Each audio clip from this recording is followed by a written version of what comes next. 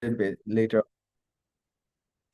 All right, hello everyone. Hope you're doing well. Today we have a little bit of there was a technical difficulty in the on the YouTube page particularly, and we were not able to record on our or go live on the YouTube. So what I'll be doing is I'll be uploading this recording on our YouTube as well, and we'll have it similar to the system. We'll have it on our page for the next 12 hours, so that anyone who wants to kind of watch the video for free and have the training for free, it would be available for them. After which, if they are interested in purchasing the recordings, they can. That will allow them to see the recordings or even review some of the content that is going to be covered in all of the 11 sessions at their own time. On top of that, if they want to purchase a certification, what they will have to do is they will have to complete watching the recordings, and after which they have to submit a 20-minute mock session, which means it's not with a real client. It's with someone that's just skills practice. It's pretend client that you have, so that you can at least just practice some of the content that's going to be covered here. You just send that audio in for feedback. We'll give you a feedback about it in terms of what could be some of the steps that you can do to actually improve your therapeutic work. What could be some of the points that you would want to go back to listen to on this videos or the upcoming videos as well, to really get an improvement. The intention behind doing it this way is to make it accessible for people to have it at their own pace, and then to also actually allow them to watch the content kind of coming in, right? So those would be to watch sort of like the not just the content, but the being able to kind of use the applications of this training in actual real life settings, and I think that is so important. I've been a trainer, and I've been doing trainings for the last 10 years now. For the early part of my career, I was a participant in so many trainings where I wanted to just know more. I wanted to know more about myself, but I really wanted to know what exactly is happening for me. And that was a huge part of what I wanted to kind of understand. So that's one aspect of it. The second aspect of it is actually the the idea that, okay, what the content that I already have, do I have enough tools with me? Is my content already kind of covered? So the early part of my career was always trying to just get knowledge, and when I became a trainer, it was always trying to provide knowledge, and that is sort of like, and in that experience, what I've learned is that there's a difference between receiving information just cognitively, where you're just kind of receiving the information as a textbook, as a learning, and then what does it take to actually practically implement the trainings that you're using, and whether it's this one or any other one. My intention is to actually make these trainings as useful and as practically applicable as possible. If there's a journey that you're on when it comes to becoming a better therapist, when it comes to becoming a trauma-informed therapist, a TRE provider, an EMDR provider, an IFS specialist, a CBT specialist, someone who's learned how to do mindfulness, any modality that you are personally passionate about, right? You can take a course on it, and it will require at least a year's worth of time to actually get truly proficient at it, right? I think there's a whole concept of 10,000 hours, and I think that's something that really holds true. And I think there is no substitution for the time you actually do the practices in. So our intention is we provide these recordings. The certification will vary on sort of like the skills practice of it. And I hope that that process is something that you actually apply in any aspects of your life. Today, our topic is going to be humanistic therapy in action, right? It is probably the foundation, in my opinion, or the backbone, in my opinion, of any therapeutic work. And if you're an integrative therapist, you're sitting in front of a client, you're sitting in front of a client. There is an element of a person-centered approach that you would have to adapt to, or you would have to know about. And again, my hope is that in this particular probably 2 hours that we have, my hope is to cover up the content primarily about, okay, so what is it that is the difference between textbook knowledge and real humanistic integration? And so that's something that I'm really wanting to kind of share with you guys. Okay, so humanistic therapy, which is in my opinion, the foundation of any kind of counseling or any kind of relational work. How do you kind of improve it? How do you get better at it? What is the content that is available, not in the textbooks? What is the difference? And how should anyone kind of approach it? When someone is learning how to become a therapist, there are three main core conditions, specifically in humanistic person-centered, which is Carl Rogers' work, that they are kind of introduced to: unconditional positive regard, congruence, and empathy. These three words are quite simple in the way they are described or even kind of defined. And my intention is to kind of give them a little bit more depth and also share with you where does a therapist kind of find themselves challenged when it comes to unconditional positive regard, right? Will you do therapy with someone, or will you take on a client that is in misalignment with some of your values, right? Do you hold unconditional positive regard there? When it comes to congruence, if there's a piece of work that you haven't done for yourself and you're noticing the clients are asking you to be honest, will you have congruence there? Right? Empathy, sympathy, or sort of like what's the difference in those things, right? Especially when it comes to boundaries, which we have covered in detail in the last training, particularly. How does all of that come into kind of account as well? So those are some of the things that we're going to be kind of covering in today. I hope in a lot more detail. So as we start, when it comes to humanistic, we're primarily identifying Carl Rogers' work. One of the main things that I got to do in my own training, and one of the main things that I got to do when I was training others, is that there are videos on YouTube about Carl Rogers actually doing mock sessions with therapists, clients particularly. Okay. And there's with these kind of people who are on YouTube, Carl Rogers, Fitzgerald, some of the old school people, or even if you want to call it Richard Schwartz, and any of these people who are a little bit more new age, whoever's videos are available, there's a little bit of depth in their work, and my intention is to really show the subtleties that sometimes get missed out. Okay. Humanistic is a lot to do with presence, right? I think it's the foundation of how you speak to a client. Like, these are the core conditions that are required for it.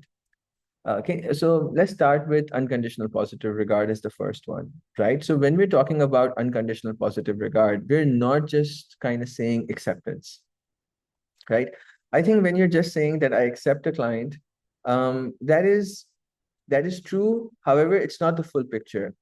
If you were to use a little bit of a trauma-informed language, it means that your nervous system is actually quite regulated in front of the content that the client is bringing in, or in front of the client itself, right? So, for example, what that means is that you are quite safe, feeling quite safe as a therapist. Okay. When are some of the points when that doesn't happen? Some of the points when that doesn't happen is when the therapist is too worried about what do I do in the session. Okay. When the therapist is worried that, oh my God, how do I actually connect to the client, because I'm not equipped. I'm not able to, I might have some of the shame associated with it. So all of those things, that really breaks our unconditional positive regard sometimes. So it's about more than acceptance. It's about sort of like, it's about being able to regulate your nervous system in a space that feels safe in front of the client. Unconditional positive regard is that my body accepts you, not just my mind, right? That my physiology is safe around you. So if you have a client that is crying, flooding, emotive, stressed out, my body does not go into a state of avoidance or rescuing, right?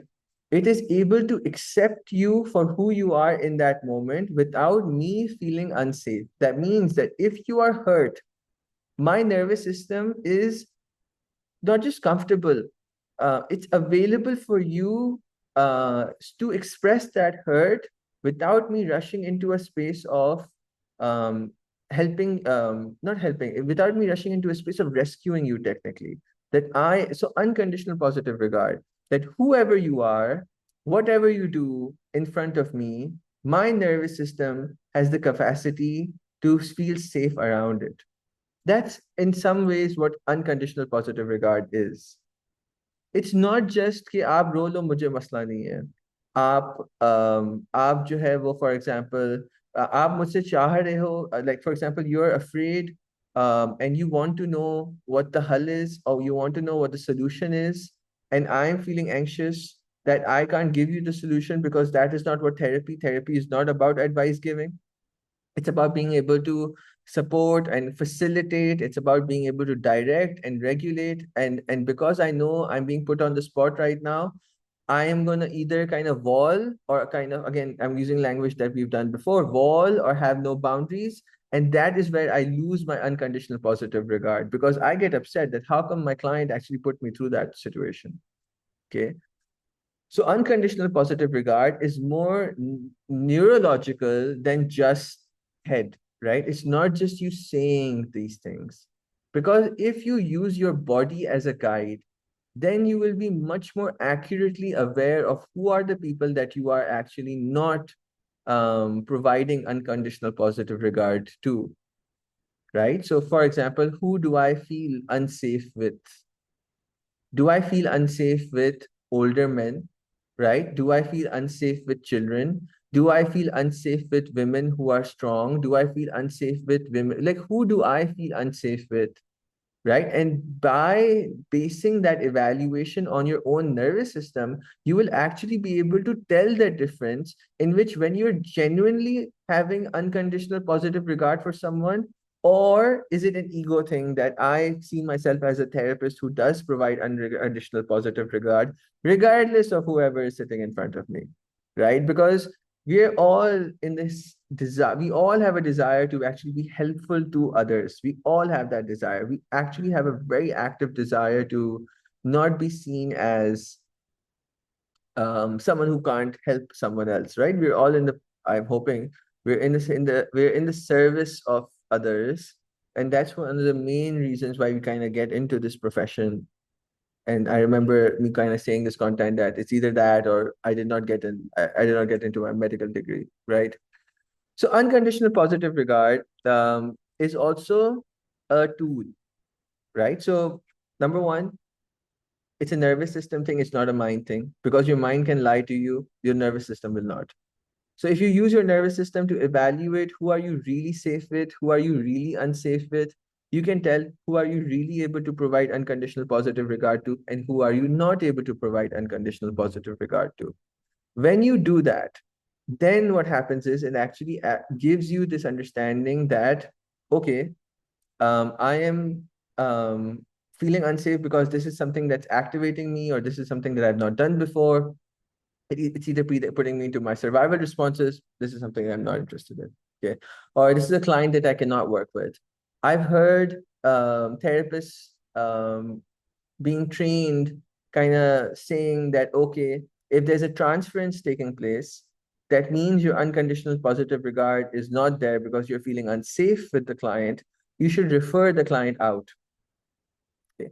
And I personally don't think that that is something that is accurate. And I personally don't think that that is something that is okay. I think that that is something which is unsafe, because it doesn't really allow the therapist to grow.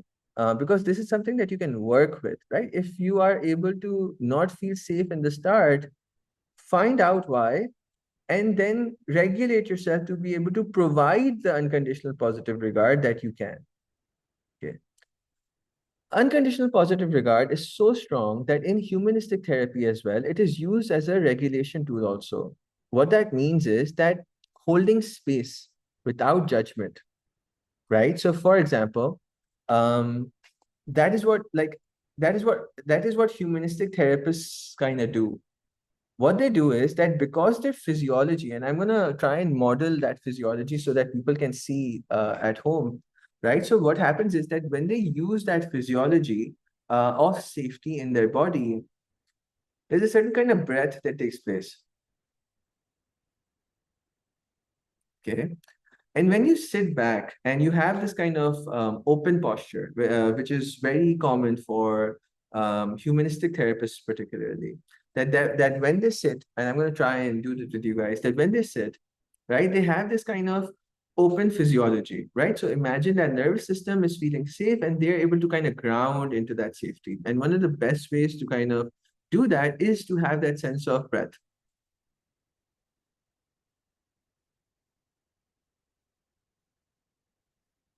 Another thing that's a big giveaway of nervous system safety is also the eyes, right? Like, for example, like, are there tiredness around the eyes, right? Is there a certain level of exhaustion? Is there a certain level of fatigue? Is there a certain level of um, um, dorsal that's kind of there? And so what happens is that that becomes a little bit more open, visible. So in humanistic therapy, unconditional positive regard is also used as a co-regulation tool. Yeah, that means that it's the start of the therapeutic work. When the client is coming in and they're actually giving us a lot of their content of what is happening for them, how are they kind of experiencing life, what are the challenges that they're facing, and why are they coming to therapy? If I have this kind of open posture, okay, and it's very important to know dorsal from ventral. What that means is it's very important to know when I'm like shut down, because what happens is that people get artificially trained as well in this. So, for example, what that means is that if the client is kind of narrating something and having some of the content that they're giving in, and that there is an active dysregulation taking place. So, for example, client comes in and you've asked them a question about what is the thing that has brought them to therapy, or the humanistic kind of favorite question, how are you feeling about this? The client will reply, and sometimes what happens is that reply can actually kind of go into that state of overwhelm, right? That I feel upset, and and I'm just going to try and act it out so that the people who are listening and the people who are at home, they can have a visual of what that is, right? So it's sometimes like the acting that I'm going to be doing right now can be a dramatization of it. You won't have clients that will have the same intensity of their response, but my hope is that I can actually kind of in a light way share some of the things that you might be able to see in the client work in a dramatized manner. My intention is not to provide any fun. It is to really kind of show that this is the over exaggerated version of it. So it's not taken personally, right? That's the thing.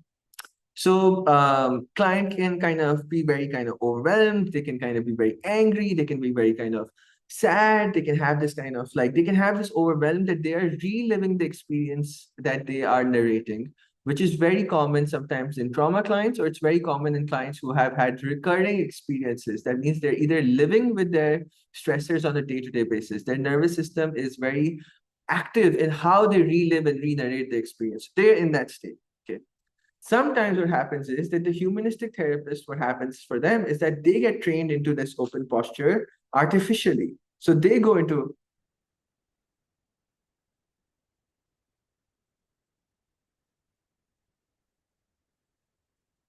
and you can see that there is a suppression, there is a disengagement, there is a, you can see in the eyes, you can see in the jaw, you can see it in the physiology, that it's the feeling that I've been told to not interrupt you, right?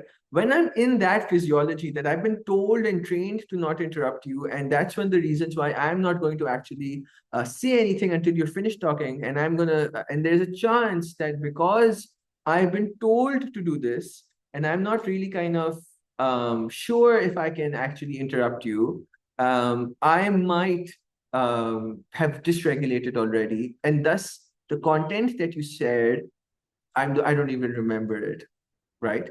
And that's something that sometimes that happens very commonly. Okay. However, okay, if I'm actually kind of uh, really present, right? Like I'm going to try and get there, right? So if I'm actually kind of like really present, okay, then what happens is that willing to actually hear it. I'm actually willing to I'm actually willing to really speak the content, right? I'm actually here sharing and being kind of present, you can see the physiology is much more open. Okay. And when the client is in that emotive state, right? And when the client is in that state of overwhelm, my physiology, my genuine openness that I'm not doing this because I've been told to not interrupt you. I am fully present with you as a witness to your experience. What happens is that then that physiology can also be used as a form of co-regulation. That my body is actually open in front of the experience that the client is going through. And that co-regulation becomes very important. Okay. What happens is that it also, on a lot of non-verbal levels, provides a lot of safety and provides a lot of care, right? On a non-verbal level, what you're also sharing as a humanistic therapist is that my nervous system, my body, my physiology is actually open to hearing you, is actually open to receiving the information that you're having, and it's able to hold space for it without dysregulating. And because I can do that, I'm able to model it for them, and that becomes a co-regulating experience. Okay.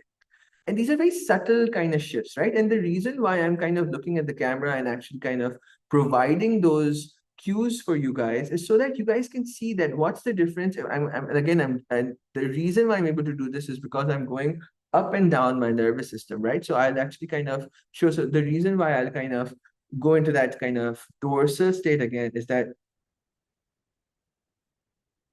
you can see, again, it's an over exaggerated kind of version of it. And you can see that the reason for that is because I am um, like I'm trying to feel suppressed, right? So it's as if my body is overwhelmed by it, right? As compared to, and you have to see that I have to actually kind of move and I have to actually kind of get comfortable and I have to have that openness to actually feel that difference, right? And so the physiology between someone who's dorsal and someone who's ventral, someone who's in a free state and someone who's actually has capacity within their nervous system to actually hold space for what they are hearing and be fully present in it. You will notice that when you do humanistic therapy from this space of openness, right, and capacity, what you will see is that the clients will feel safer with you. You will have a better therapeutic alliance with them. You will be able to, best part, remember what they're saying, right? And you will be able to do that because when you're in this physiology, you have your voice has tonality, right? Your eyes have expression, right? Even if it's kindness, even if it's like, even if it's sadness, your eyes have openness for expression. There's a little bit of more like, there's a little bit of like, I'm really like the openness to actually be here to experience the sadness or the anger or the fear that they have and to notice it as information. We know from our burnout video that we did, which was our first one, right? That emotional intelligence, right? Oh, so actually, it's the second one in which we did about emotional intelligence, that any emotion that the client is going through is a form of information for me, right? And if I and my body are fully present for that, the information that I am providing to the client is presence. I'm actually here for you to hear you and help you, right? And that becomes a co-regulation tool, which I think is the best advantage of humanistic therapy, which I think every single therapist should have in their arsenal, is because what they do is that by them being fully present and alert, they are able to actually provide they're actually able to provide um, the safety that the client needs in order to get through that experience. Okay. I hope that is able to kind of provide the value and the importance of knowing humanistic therapy from a genuine place. You know, unconditional positive regard is not a mind thing, it's a body thing. And my intention is to somatically sometimes show you guys that what's the difference between when a person is in that kind of like I'm still trying. I'm still trying, right? Like in the it's like a rigid kind of stiff. I've been told to sit, and when they're actually kind of open and actually being able to kind of be present for them, right? And how alive that the person in front of them actually feel. Okay, what happens when you're feeling crappy, right? What happens when your nervous system is at a all time, right? What happens when you have Ramzan, right? And you have all of these kind of experiences where you're dehydrated and exhausted, and you've had a client and you had four clients back to back. I've seen and I've heard people have like eight clients sometimes back to back, right? So it's a lot of sessions, right? So how does your nervous system cope with that is a responsibility that you have, number one. But number two is, imagine if it does get ruptured. What they And I'll tell you how, and I have a very like real life example for this for myself. Okay. So what happened was that I did therapy for a long time, right? So I did therapy for 6 years for myself, 3 years with one therapist, 3 years with another therapist, right? And then I was like, this could have happened a lot faster. The amount of money I spent in therapy for myself. So my therapist, she was very well known and she had a good reputation. And I did some really good work with her. On some days, because she would be seeing clients at night, right? So she would be seeing international clients. She would be seeing clients at night, and then in the afternoon she would kind of see me. And what happened in the afternoon is that she would kind of. I'm gonna try and again express this. She would kind of look, and she would then go into like that. So she would kind of see that, right? And it would be like, because she would be like humanistic therapy, right? So you're not interrupting the client, you're just kind of like, you could see it, right? That there would be like this neend ke jhoke that would happen in the session for her, right? And I was what, like 10 years ago, this is like early days. I, as a client, know how that felt, right? I know that the reason why I did not say anything for a few sessions, it wasn't just that it was in one session. The reason why I did not say that for a few sessions is because I did not have the power to say that, right? I did not feel that I had the esteem or the power or the fact that I wanted to even have that thought that my therapist did not care enough. And I knew, like, again, it was only later that I was kind of doing all of this work on myself. I was like, wow, like the power of the therapy client relationship is so powerful that if the therapist does not give unconditional positive regard, and I know what it played out for me, right? It played out my shame and it played out how I wasn't important. And what I did was that I started talking even more so that she kept entertained and she kept a little bit more awake for me. And I knew what like cyclical trauma or cyclical event got played out for me. And this is in hindsight. I did not know it in this detail at that time, but I did know that I did put more effort to make sure that the client, I would talk more to make sure that the therapist would actually stay awake, right? And I would just fill up the space because I did not want to have that reality in my own experience that that the therapist was not bothered about me. And I don't think that was fully true, but I don't think that she was regulated in that moment. Right. And I think that is very important because it did stop me from after a while when I saw that it did not happen, it did not change, right? It happened once, it happened twice. I was very young at that time. I did not know what to do. This was something that I was doing therapy for myself. I tried speaking more to make sure that I was being more present and I was getting her to stay awake for me. However, then I got hurt, right? And when I got hurt, I stopped going to therapy, right? I stopped going to therapy because I was like, yeah, I'm paying for someone who's not actually giving me her time. Okay. And unconditional positive regard broke that day, right? And that is something that happens a lot all over, right? That is something that happens a lot in our trainings. That is that no, not in our trainings. That's something that happens in therapy all over the process, right?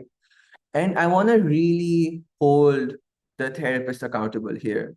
right? Because there is no licensing format, there is no complaints procedure, there is no empowerment. There was at least no empowerment that was done for the clients at that time. There was no place where I could be like, if my therapist does not, if I don't feel comfortable with my therapist, if I don't feel safe with my therapist, she did not give me a complaints procedure for herself, right? That, okay, tell me if something I do wrong.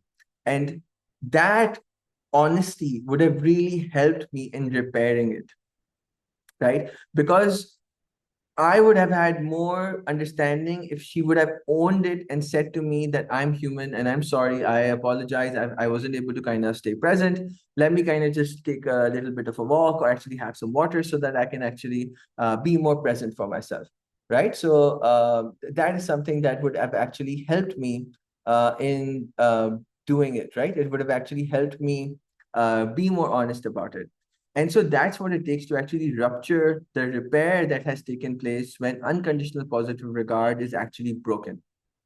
When unconditional positive regard is broken, unintentionally broken, one of the best things that you can do is own it, right? If you are dysregulated today, right, you own it rather than pushing it under the rug.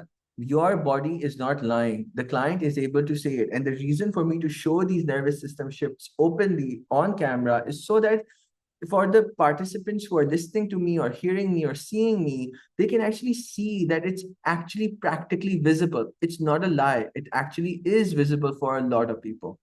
Okay, that's important, right? So owning it, so yeah, and knowing how to regulate yourself in the moment are some very active strategies, right? There is what you call this is like there is nothing wrong with making amends, right? And what it does, it models vulnerability for the client also. If she had said to me that, oh my God, I think I'm kind of falling asleep and it has nothing to do with you. Actually, I had a very a long night yesterday, right? So I apologize for this. I'm gonna just take a minute to actually stand up so I can just kind of wake up my body so that I can be more fully present for you in the time that we have. Would that be all right? And so by doing it that way, she owns that story, right? And that is unconditional positive regard that she even has for herself, right? That she actually accepts the flaws that she brings into her own therapeutic work also. And that is what unconditional positive regard is. No one is supposed to be a saint, right? Or no one is supposed to be like this perfect human being that never falls. If you have, for example, she owns it, she says it, and she does it again in the next session, then she did not really own it. But if she's even a little more mindful of it, and she's actually using it in the work that we have. How was it for you when you saw me? How come did you feel safe with me to even actually bring it up? That is work that we could have done in that moment, right? And because it was just swept under the rug, because of the fact that she didn't have unconditional positive regard for herself, or she did like the capacity wasn't there, we weren't able to go to those places and do that work in the therapeutic relationship that would have been super effective for me and the work that could have been done, right? And so that is what co-regulation and unconditional positive regard really holds kind of space for, right? It really holds space for your capacity to actually own your own physiology in the relationship that you have with the client. It is super important that we understand that humanistic therapy is quite amazing in its capacity to create safety. Just call the thing that we call therapeutic alliance. That is what this is actually. The capacity to build therapeutic alliance. Okay. So what happens after this, right? So we have our nervous system. We're able to kind of use it in the therapeutic work, right? And by holding that space, we are actually able to provide unconditional positive regard, not just in our mind, but in our body in front of the client. And what that leads to is a place which is a lot more, it's a lot more kind of trustworthy. It's a place which is a lot more kind of ready to do a lot more of the work which is required. So when you have this honesty in the relationship, therapeutic alliance, that is when the work really starts happening, right? This is where you are you are in this kind of space of unconditional acceptance for yourself and for the client.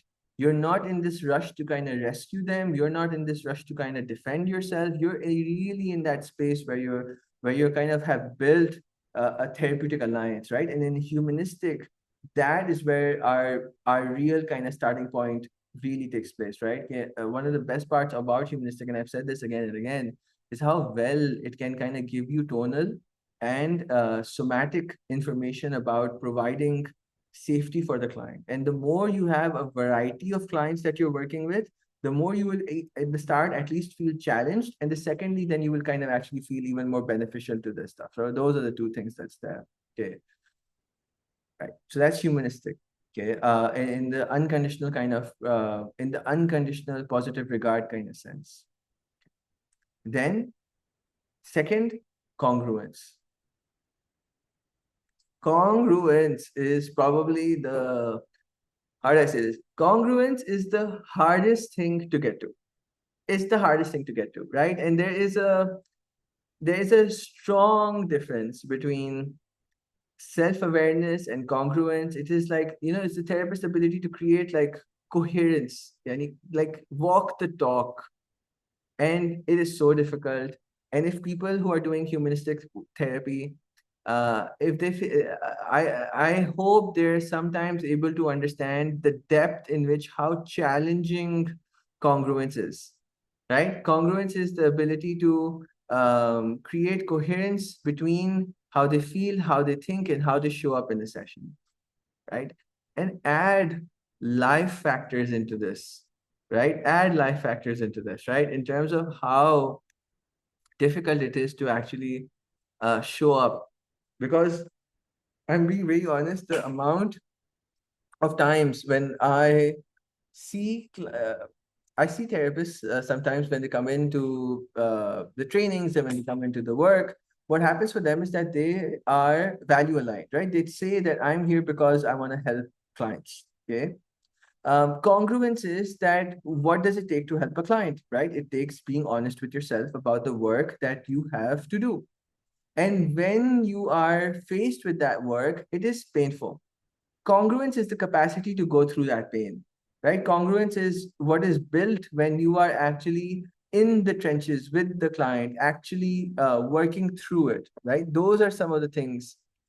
Trauma clients have, I call this like a bullshit radar, right? They will know a therapist if they have done the work, they have not done the work, right? If a therapist is someone who is judgmental in their own personal lives, someone who has not done emotional capacity work, eventually they'll be able to tell.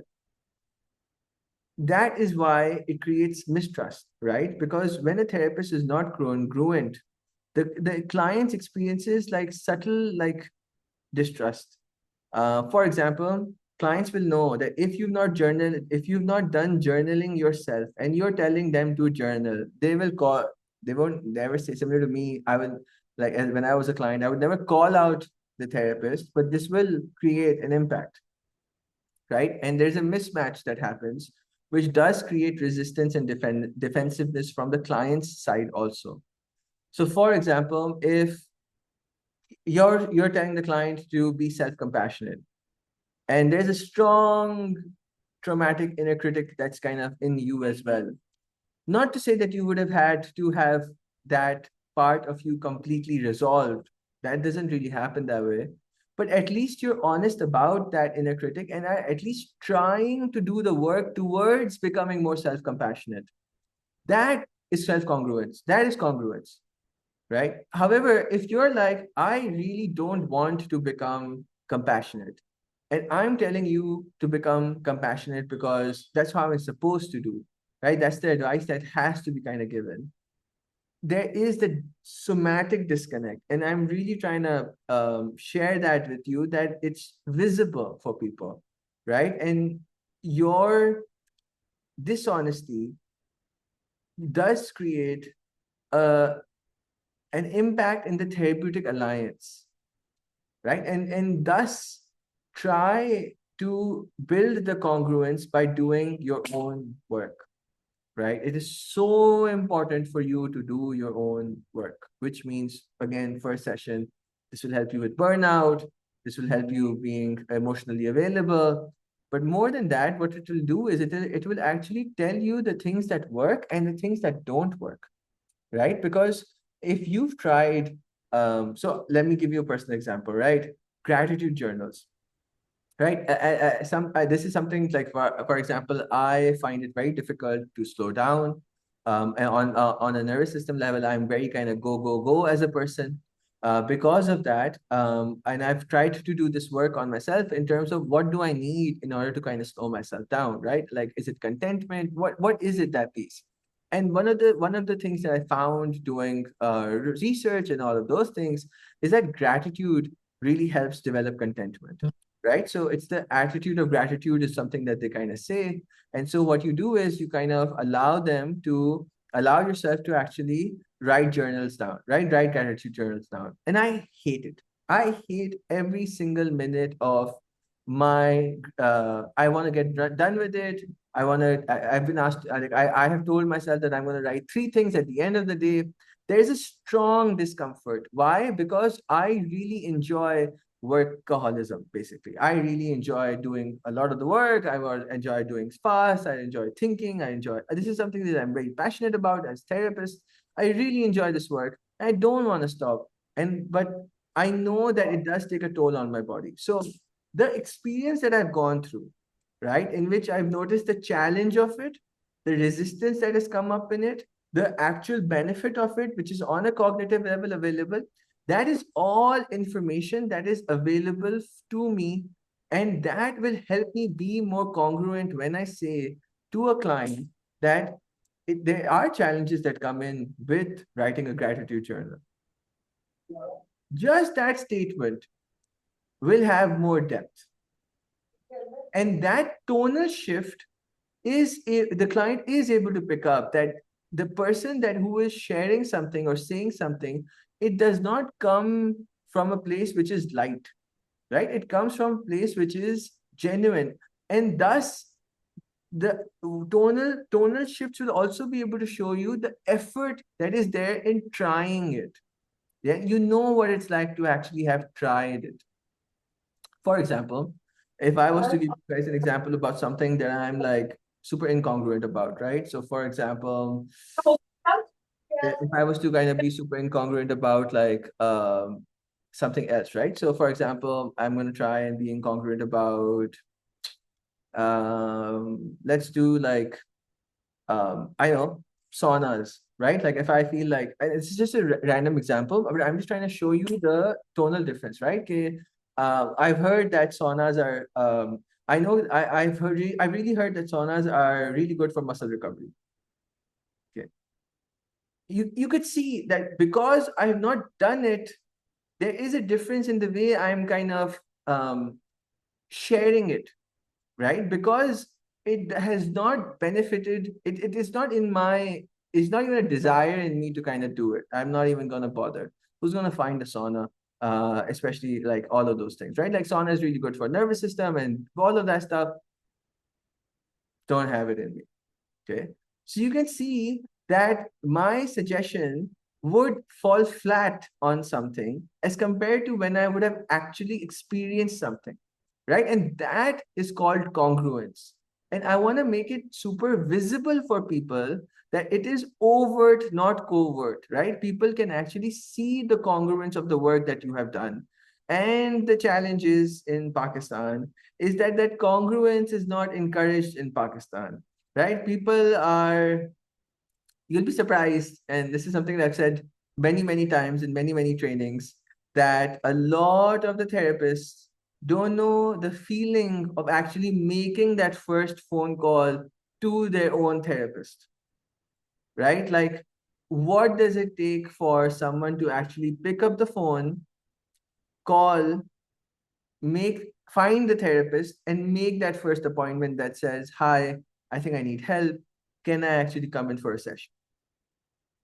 Right? And when you have that feeling, right, of vulnerability, when you have that feeling of self-compassion, when you have that feeling of being able to provide that um, information, or have lived through that information, when a client comes in, you see them differently, right? You see them with a sense of, no matter who they are, right? You will see them in the sense of like, I know what it took for you to actually make that first phone call. It was a big step, right? And because there's a certain trust in you knowing from your own lived experience what that is like, there is an additional level of unconditional positive regard and empathy that you can provide to the clients, which automatically helps in building the therapeutic alliance. It really helps with that. Um, a really good way to test what I'm saying is ask around people who are psychologists and therapists about whether they have made that first phone call to a therapist themselves.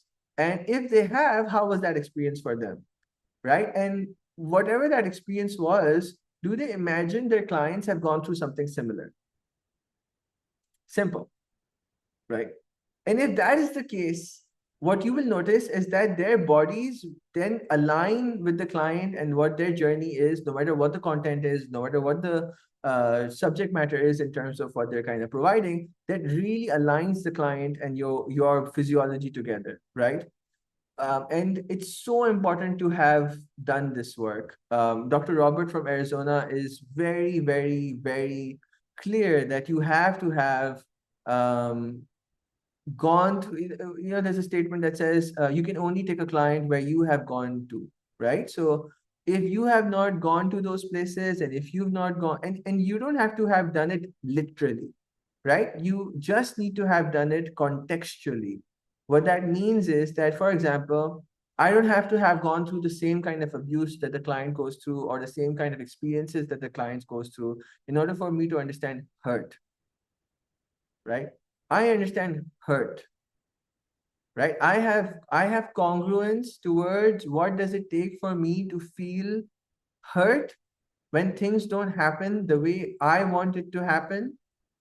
And I know what it takes to actually hold space for that hurt and how to move through that hurt.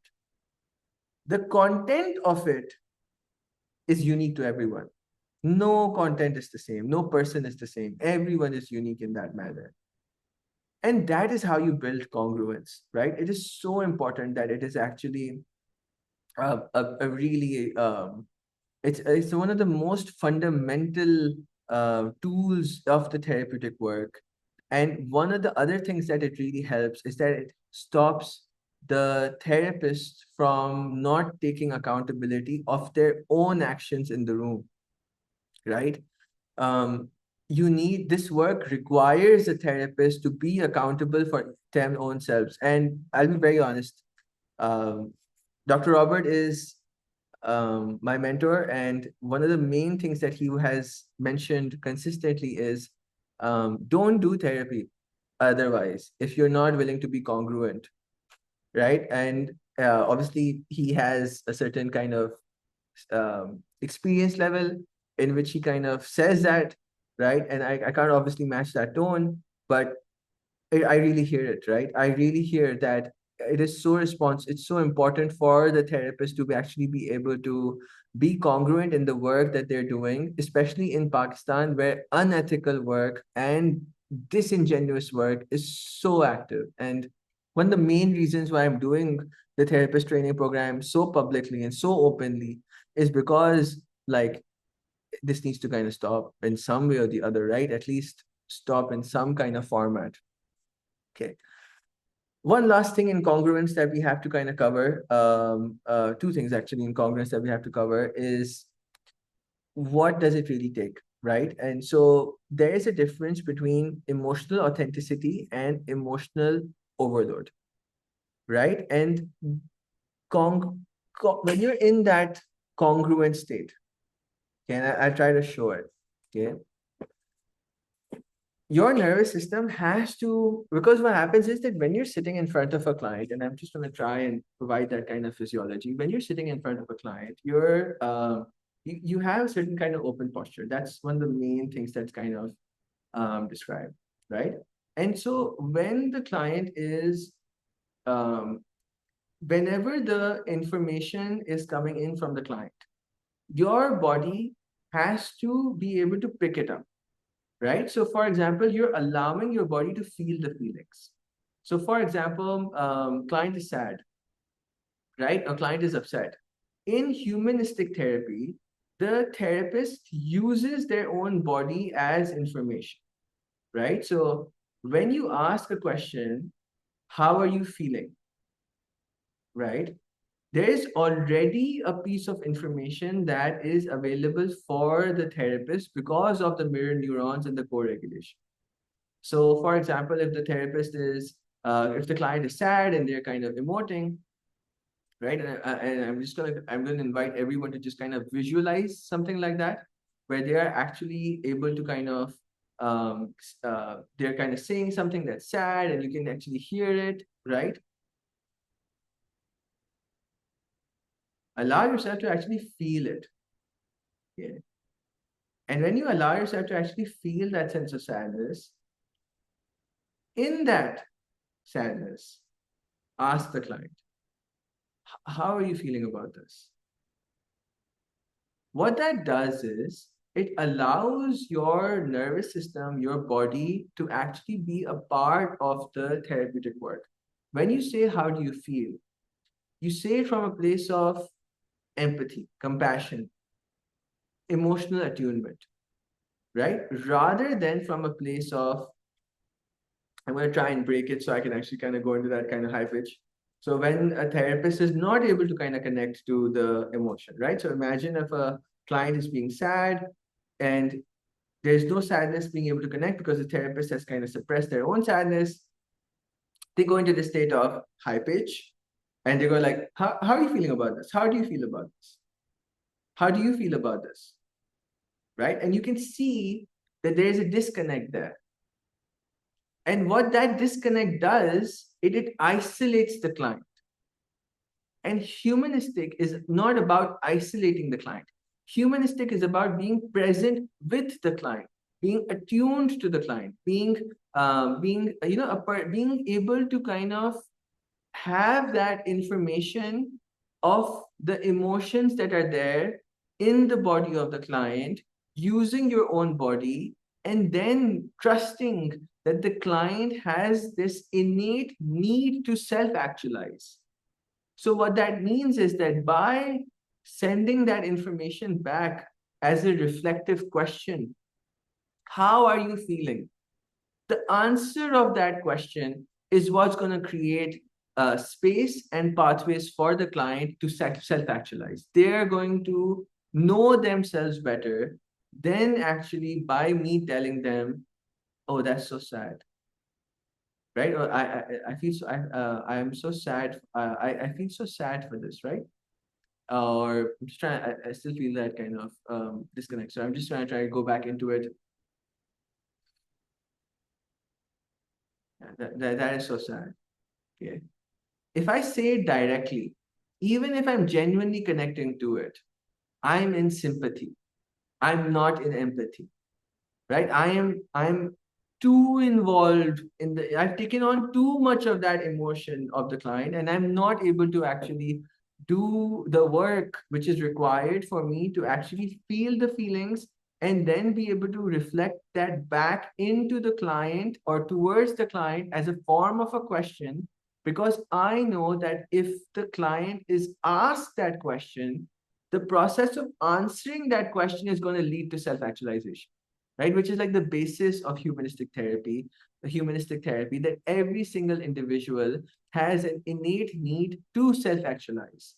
And what happens in the humanistic kind of framework is that the therapist is sitting as a mirror to the client, right? And when you're sitting as a mirror, you're not just sitting it from an intellectual kind of space, you're sitting it from a fully somatic kind of space. And that's one of the main reasons why I'm trying to move away from the camera and being able to show my whole body here, is so that you have an understanding of what does it take to kind of sit in front of the client and actually be present.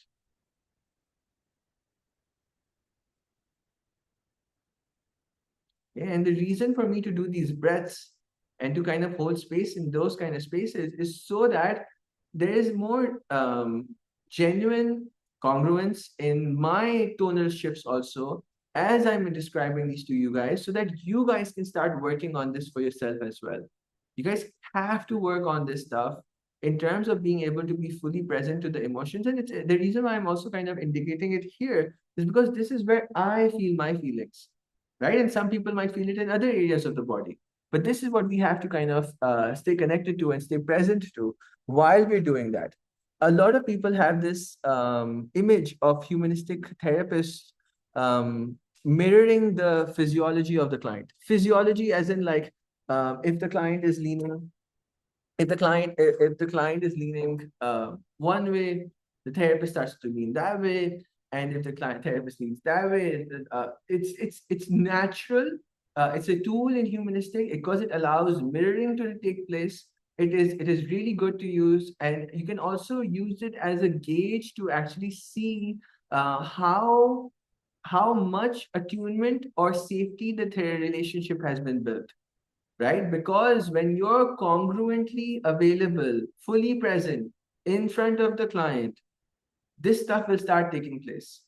You will start noticing there's a sign of synchronization that has kind of happened, right? Where you are in attunement with the client. And when you start attuning to the client, you can sometimes start feeling some of the actual unsaid things which are present in the room. Okay. So for example, right? Imagine if there's a room here, right? And there's a space that is kind of being kind of held here. Okay.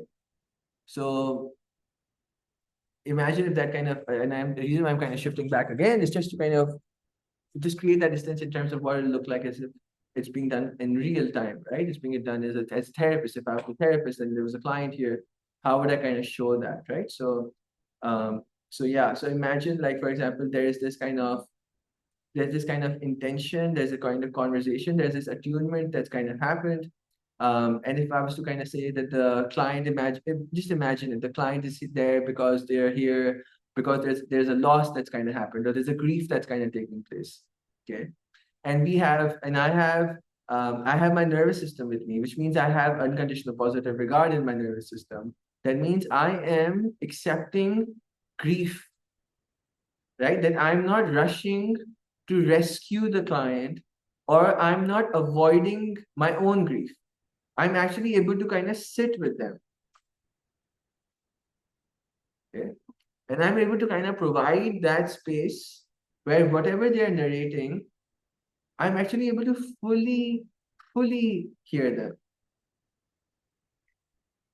And then, because of the information that I'm picking up in my nervous system, in my body, because I am open to whatever they're feeling, I ask them a question, right? Like, how do you feel about this? With as much genuineness and empathy is there.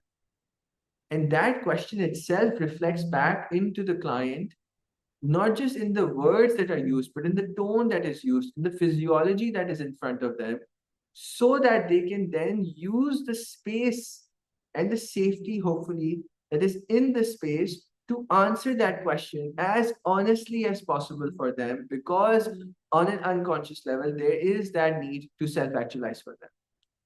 And that is called attunement, right? And what happens is that if I'm attuned, I will also pick up other things. So, for example, if the client is feeling unsafe with one of the easier ones is that if the client is feeling unsafe or guarded, right? So, for example, their physiology is a little bit more like guarded, walled, sort of like set back, or they're kind of a little bit more I want to try and go into that kind of client's physiology, right? As if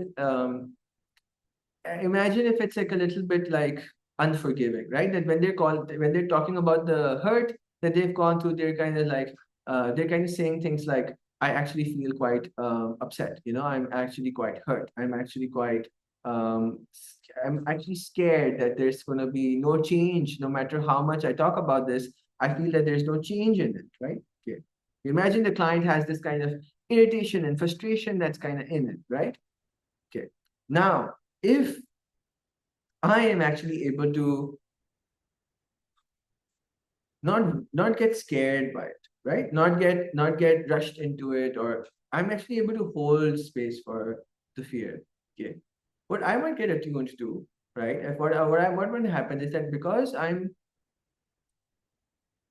able to kind of fully be present, actually be able to hear, actually be able to see the client, actually be able to recognize and empathize and support space for the anger and the hopelessness that and the irritation that's there. What I might be able to pick up in my nervous system is despair, right? I might be able to pick up um, um, what do you call it? Not love that's lost, but betrayal, right? Feelings that are underneath the client's space of awareness, right? And what happens is that not that the fact that I have to kind of ask these things, I have to say these things.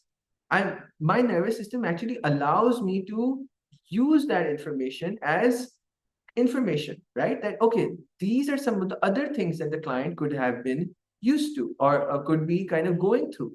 So what I do is that I paraphrase, right? I am able to reflect back to the client the information that is coming within from my body, and I'm actually able to use that information and ask a kind question in a paraphrasing manner, right? So I hear that you are feeling.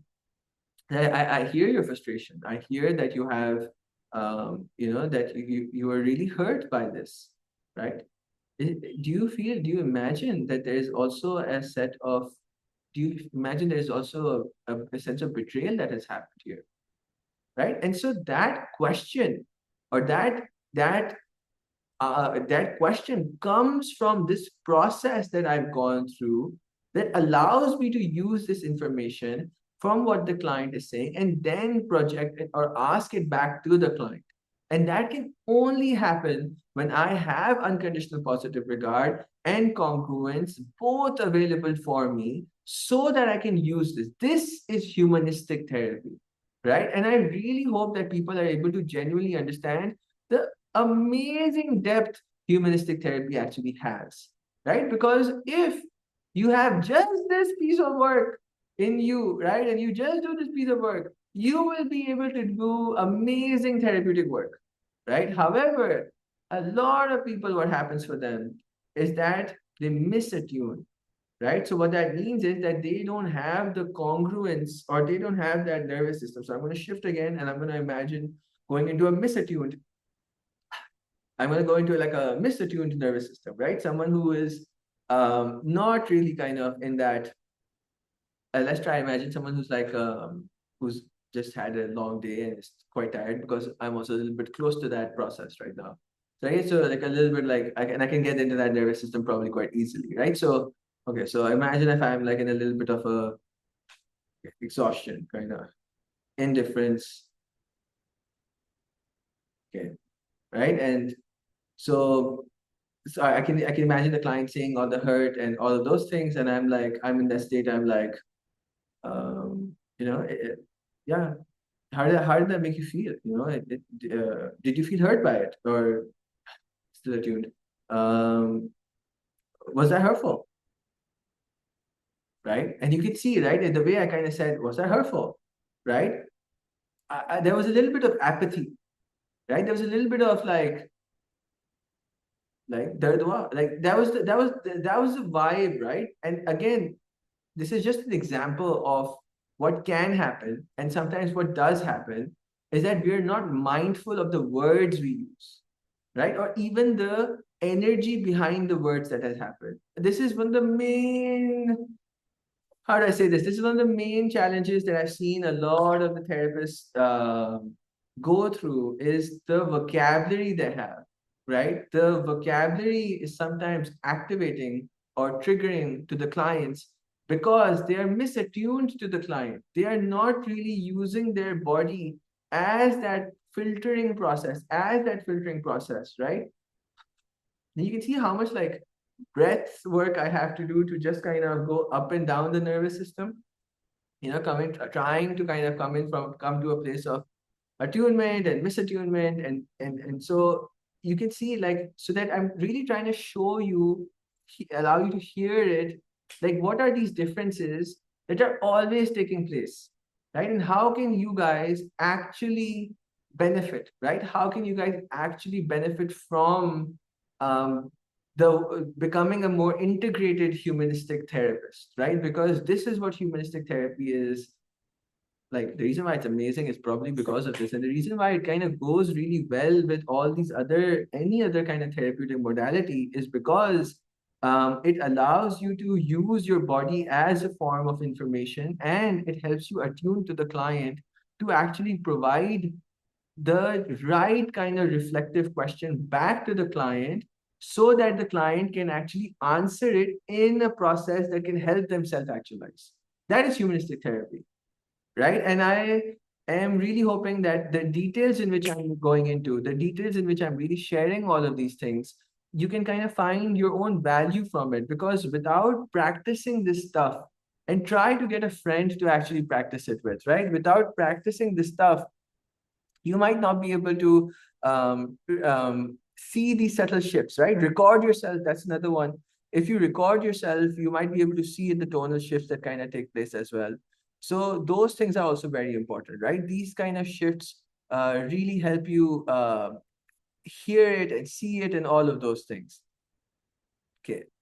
So when we're talking about now, okay, so now what we've done is we've talked about unconditional positive regard. We've talked about what it takes to actually maintain unconditional positive regard. I was asked a question once that, and it was a very challenging question, right? Will you be able to provide therapy to a murderer? Like, will you be able to provide unconditional positive regard to someone who has hurt someone else? And I was like, no, right? Like, I wouldn't be. And what it told me was that my unconditional positive regard is technically conditional, right? Because if, and again, there's no value judgment here. I wish I had the capacity to do it, right? There is a part of me that wants to work on myself and develop myself enough that I have empathy and space for that kind of work, right? Rehabilitation work, or kind of what do you call those things, right? Like people who work in jails or stuff like that. Like, there is a whole group of people that does this work. I hope I get there one day, right? But the ego-friendly answer is no. Right? The answer that I feel that my ego would like to hear is, I'm not a person that actually validates those things or actually kind of hears those things.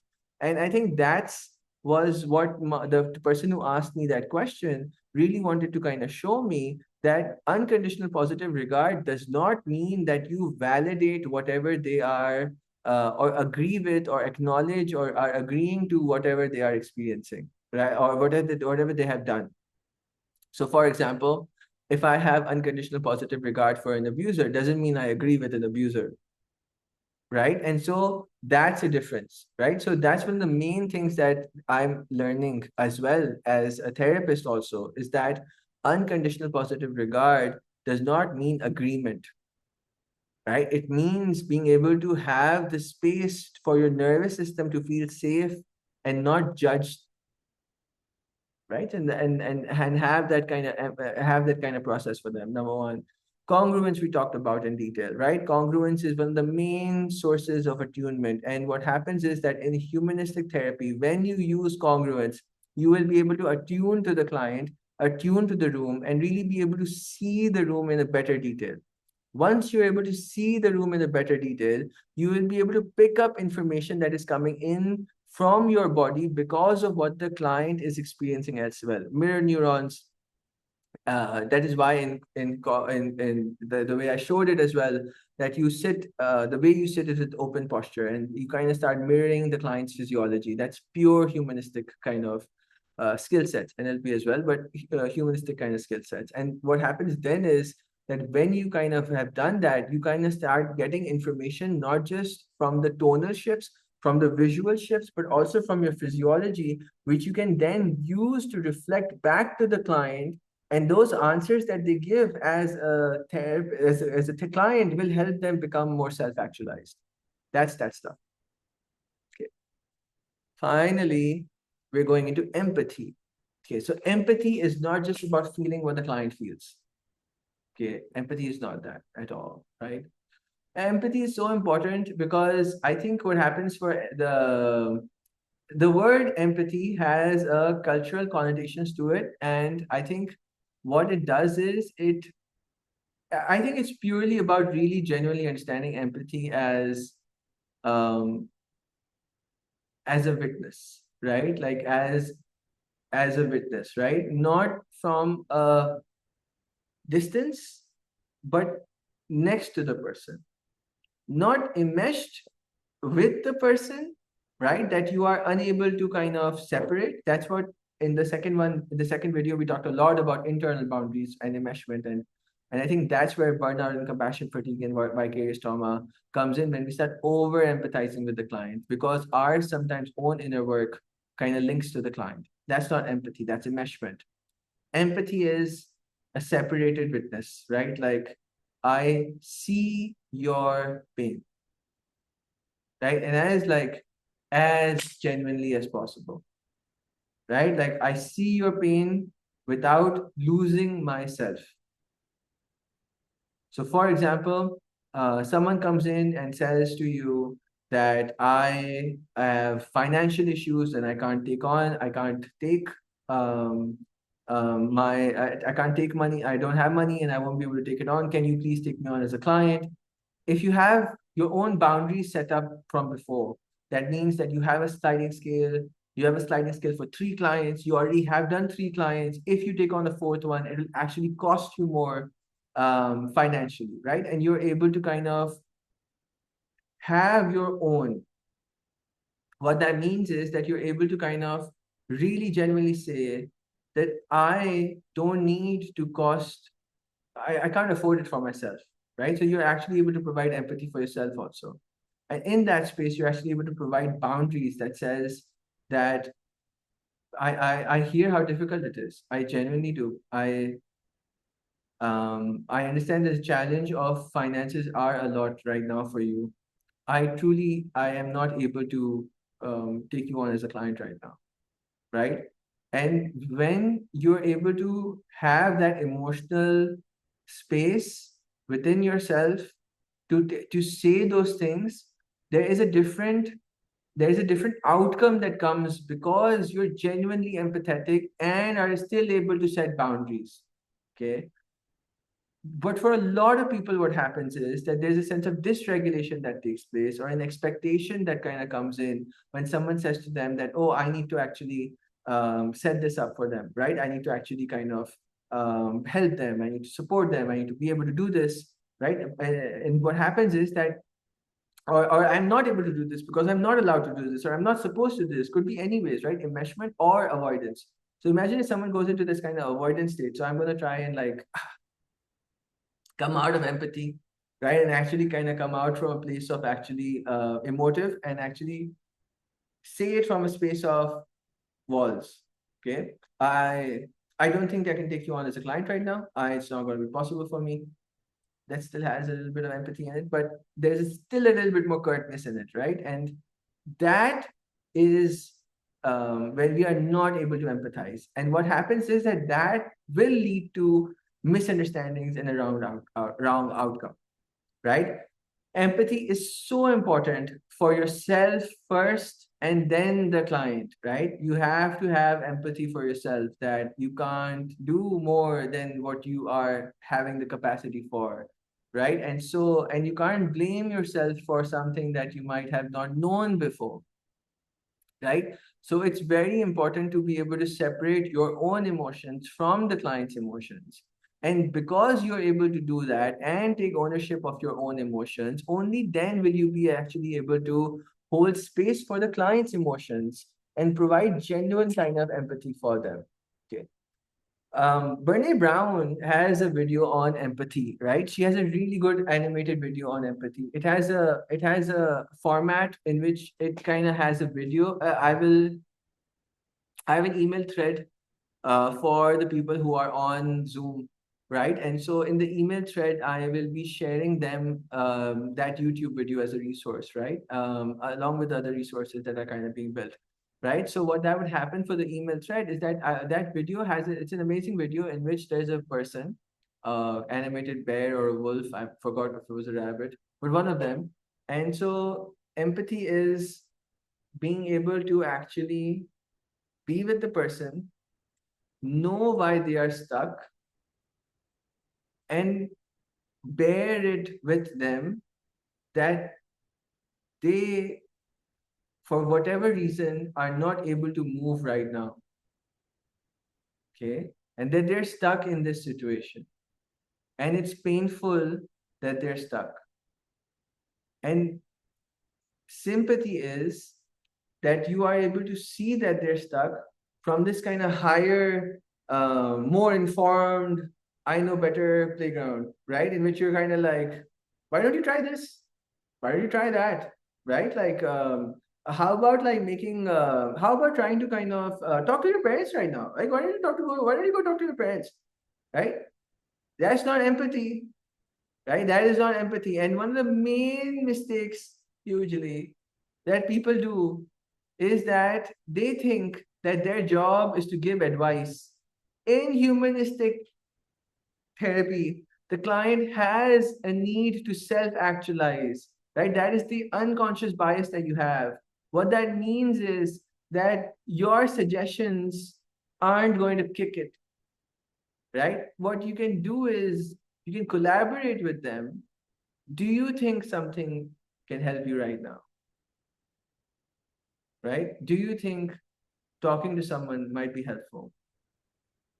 There is a tonal difference, but more than that, there is also this awareness-based difference about it, right? And it's important that we are empathetic towards our client, right? Because what it does and what empathy truly does, it allows you to not rush the work.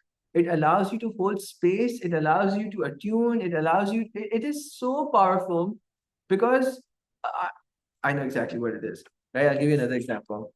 I don't know if you guys have seen Inside Out, right? And so Inside Out, the first one, right? And I hope you guys have seen Inside Out, right? So what happened was that in Inside Out, happiness and sadness got stuck in the unconscious or something, right? They got lost somewhere.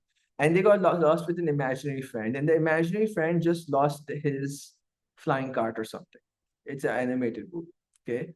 And what happiness was doing from this kind of high ground, she cared. They both cared. Happiness and sadness both cared for imagination, that imaginary friend, and they really wanted the imaginary friend to get better, right? They cared, right? However, what happiness was doing was happiness was coming from this kind of high ground place of, let's go, let's try this, let's try that, let's have this fun, let's do this, let's do that, let's make sure we're not sad anymore. Let's go through this, let's go through that, and the and it wasn't working. It was not working. No matter whatever advice the happiness was giving to that imaginary friend, it was not working, right? And then sadness came in, right? And then sadness just sat with him and was sad. And I still remember, right? Like one of the main things she asked was, and I don't know who the advisor was in that movie, but like one of the main things she asked was, right? Like, I bet you must have had some really great memories with that cart. Okay. And empathy, right? Really held space, did not rush away from the feeling. I, and the question also reflected back to the client or reflected back to the space, that yeah, it wasn't a disconnect incongruent from the feeling that was there. There was genuine empathy that it's okay for you to feel sad right now. Your body is supposed to feel sad right now. You've lost something, right? That is empathy, right? And that is something that we have to kind of really learned as therapists, and it's the one of the most powerful transformation things. It works so well, yet so little many people use it when because what sometimes they see empathy as is like sitting with the feeling, right? Empathy is not just sitting with the feeling, because sitting with the feeling can just be a suppression of the feeling. Empathy is not like what sadness did in that moment. She didn't just sit with the feeling. She breathed with it. She talked to it. She held space for it. She saw it. She kind of cared for it. She asked more questions about it. She was curious about it. It and it wasn't just about sit with it, sit with it. No, it's not that, right? It's not just that, right? And I sometimes feel with a lot of humanistic therapists, this is where it sometimes gets lost in translation for them also, where they are seeing sitting with the feeling as a very kind of cerebral thing, right? It's a very kind of like, don't let that feeling move, right? And no, that's not the case, right? Allow it to move, allow it to be breathable and hopeful when it's right for the body, right? Not come, don't come from a place of like, I need to do something to change it. I need to do something to change it. I need to do something to change it. No, empathy is I'm with it, right? And really kind of understanding that whatever reasons that you have for not have made this change already, valid, right? Like if you were not able to talk to your dad or mom about whatever you needed to talk to, I really feel that I understand you might feel stuck. That is it. That is what unconditional positive regard, congruence, and empathy combined kind of really look like, right? It is this combination of all of these things together, right? That you really can start developing a very, very well developed humanistic kind of grounding. Because if you start developing this as a humanistic kind of basis, if this is the baseline, if you like, I tell therapists who come here, right, and who want to get trained into like becoming a trauma informed therapist, so they want to get trained into some kind of fancy therapeutic kind of modality. Can you do humanistic basic therapy, right? Even if you do CBT, I encourage do it as much as you want, but do it while having this kind of in your arsenal.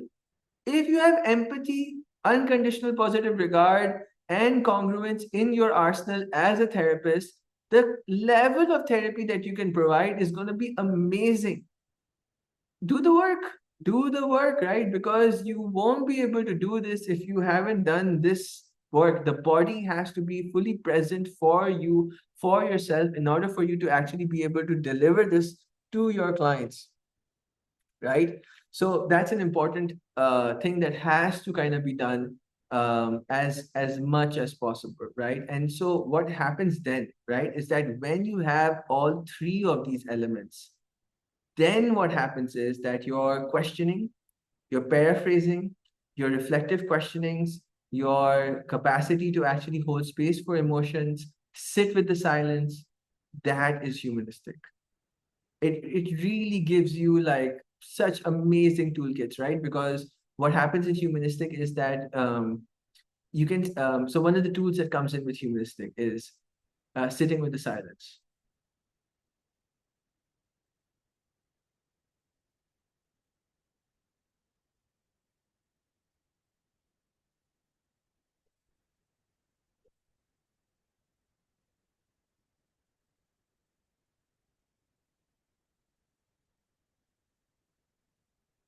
Okay. You saw how there was no, I hope I was able to kind of do it, but like there was no rush, there was no anxiety. The feeling I was trying to sit with was sadness, right? And to be able to, and it could be anger also, it could be fear also, it could be whatever feeling it's there, right? You're sitting with that feeling. And when you have that capacity to sit with this feeling, again, in humanistic, your intention is to recognize what questions that you ask or don't ask.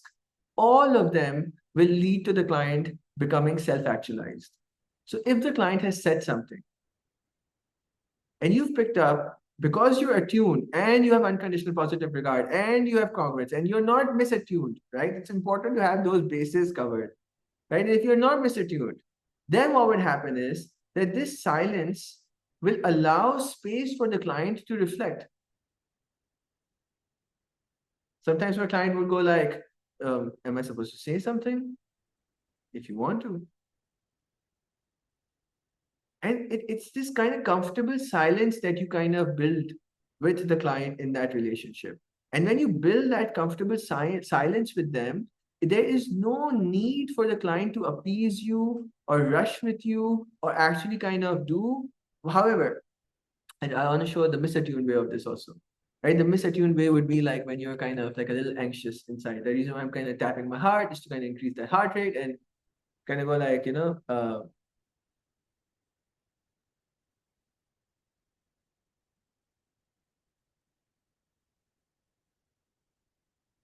you could see, right? There's this kind of anxiety or like this kind of rush. Oh, what do I say? What do I say? I'm supposed to say that. That's not there, right? The client would be like, So that's the difference, right? To be able, and those are some of the basic tools that Humanistic also provides, right? My intention of actually providing a more deeper layer understanding in all the different modalities that we're going to be covering, right? So we have kind of almost completed the humanistic element today. We're going to be doing CBT, we're going to be doing TA, we're going to be doing Gestalt, right? So after this, we're going to be doing a lot of these different modalities, right? And my intention is to be able to kind of tell you how to effectively provide like really good, as much as my capacity is to share with you, right?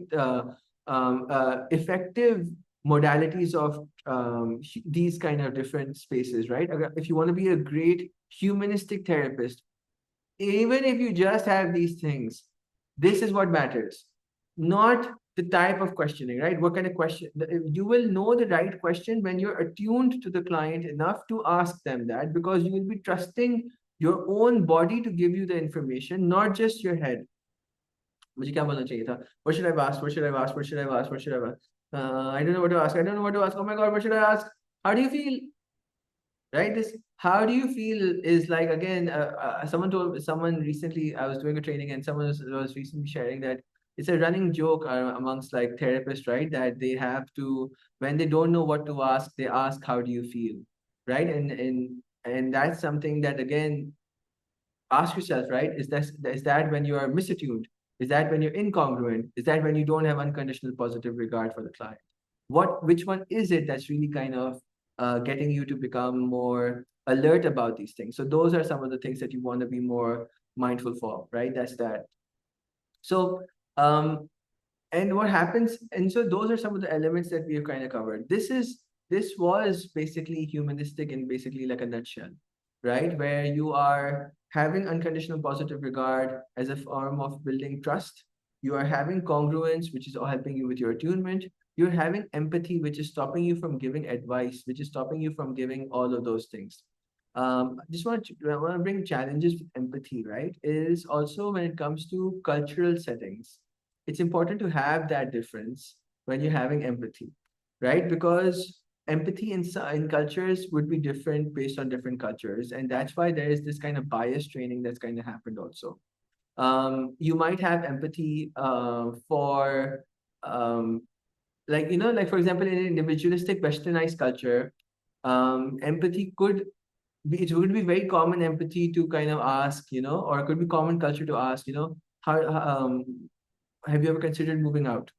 No matter how well you might be able to kind of connect to the client, in the collectivistic culture, that might feel like as if it's not aligned with the values of that collectivistic culture or the possibilities even of that collectivistic culture, right? So sometimes those things do make a difference when you're working with specialized communities, right? LGBTQ community or like when you're working with specialized communities, you need to have a certain level of information or understanding about that community, as not, even if you ask or you be genuine about it, that you be like, I am not sure about the uniqueness of what your community or what your kind of experience is, would you be open to kind of sharing it, right? Would you be open to kind of helping me recognize what those uniquenesses are so that I can be able to better understand and help you as well, right? And being honest with those kind of aspects of it as well, right? So all of that is kind of being covered by this. I'm really hoping that, particularly for today's session as well, that we were able to kind of get into like the depths of what humanistic therapy actually looks like. We were able to kind of provide the main aspects of it, and I really invite everyone that this is like the starting point of any therapeutic work. Or I'm a fan, basically, right? So that's why I have this bias that it's a really starting point for any kind of therapeutic work, because if you do these things, it implies that you're doing a lot of your somatic work. It implies that you're able to kind of attune to yourself and your body, which means that you're not dissociating from your body. It implies that you are able to kind of have empathy, which means you have humility in yourself as well. That means you know what no, that you are not seeing yourself as this higher power that needs to give advice to everything. So those are some of the prerequisites that will unconsciously start developing within you as a therapist because you have done all of these works. And if that happens and that's the starting point of your therapeutic journey, kudos, man, kudos. That is going to be amazing. That's going to be great. And that's going to really help you guys develop. Okay. So that covers up our humanistic training for today. I'm really excited about the next phase of some of the trainings that are going to be happening, which are all going to be CBT, Gestalt, TA. That's going to be sort of like the main therapeutic modalities that we're going to be covering before we go into like psychodynamics, grief, addiction, developmental immaturity. Those are some of the things that I do believe that I would like to kind of add as well, right? So those are some of the things that we will be going into in the weeks to come. As we're going to be moving forward, the recordings are going to be available for people. Those who have purchased the recordings, you can do that, because after I think week 5, week 6, week 7, I think it becomes valuable to actually review some of the content that has been covered. My intention is to not hold back, right? My intention is not to kind of hold back any of the content that I have regarding the TP training. I want to really provide all that I know, right? Like, so that this has value, right? So that this has genuine effectiveness for the people who are either paying for it or listening to it or making the time out to actually experience it. I really want that to kind of take place. So I hope this was helpful. We have other trainings coming up, and I do want to be able to kind of share that with people. There's also one other thing I've been working on, which it's not about trainings, it's not about therapy, it's more about software, right? So I've been working on something, and I'm hoping by the end of the 11 weeks, I'm actually able to share something about that with you as well, in regards to software. And so, and how it could be beneficial. And that's something that I'm really excited about. So two of the trainings that are happening, one is becoming a trauma-informed therapist. This is an advanced level training for people who are already therapists, who have certain levels, who have completed their certifications and are seeing clients and have a desire to become trauma informed. This is a 4 month long training, which will happen on a weekly basis on Friday, 5 to 8 p.m. This is starting on the 25th of April. The training is going to have not just weekly meetups, it will have requirements for readings, it will have requirements for skills practice. There are 6 sessions that you have to kind of do as a group as well in order to improve.